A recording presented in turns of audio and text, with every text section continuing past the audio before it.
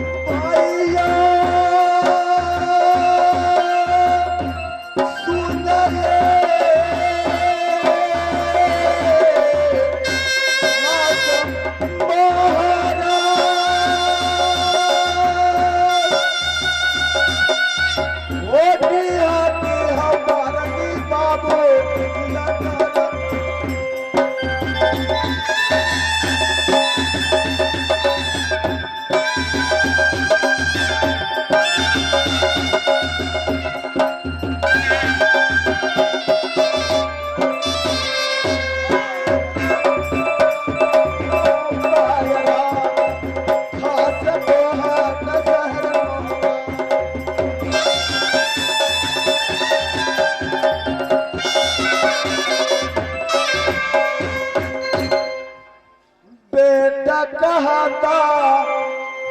वो बाबू हमारा पति का खास भतीजा हम चाचा उनल का नाम ये हमारा राजा अंजल होला।